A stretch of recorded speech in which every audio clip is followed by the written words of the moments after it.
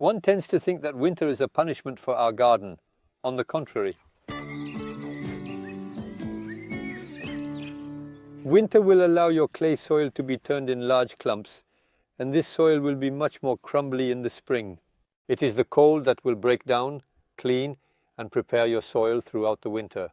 And conversely, if you have a more crumbly soil right now, already with quite a bit of organic matter, as is the case here with straw, you simply need to give it a little fork, lift the soil, and winter will do the rest. The cold will enter inside, and in spring the soil will be ready to be sown and worked. The cold can also be destructive if you still have some vegetables in your garden, particularly scarole chicory. If temperatures drop below 5 degrees C, they risk freezing. So it is wise to put a small winter cover over them to protect them for extra days. And why not have these same scarole chicories until Christmas? On the other hand, cabbages, even if we can put a little winter cover on them to be able to harvest them, do not fear the cold at all. If winter salads are capable of surviving the winter in the cold, they can also be protected with a rigid plastic greenhouse. So perhaps not to protect your entire salad patch, but to protect a few of them to simply ensure production in spring.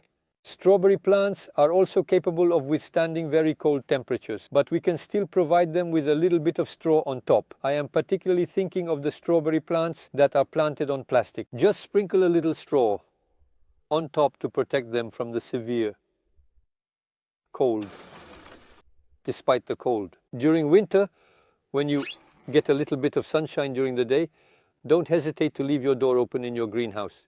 So, you open it starting at 11 o'clock.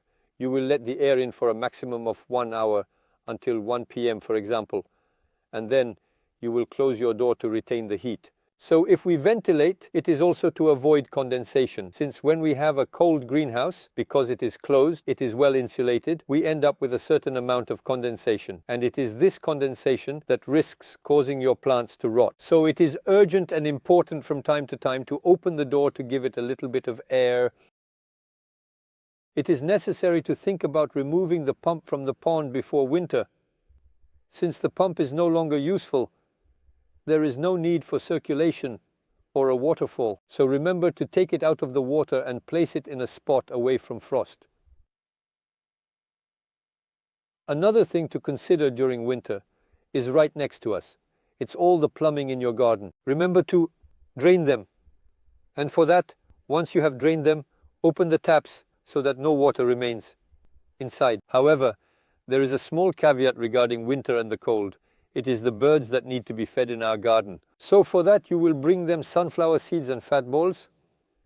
And above all, do not forget to bring them water in a sunny spot. This water will allow us to provide for our birds, because when it freezes, there is no more water and our birds risk dying of thirst.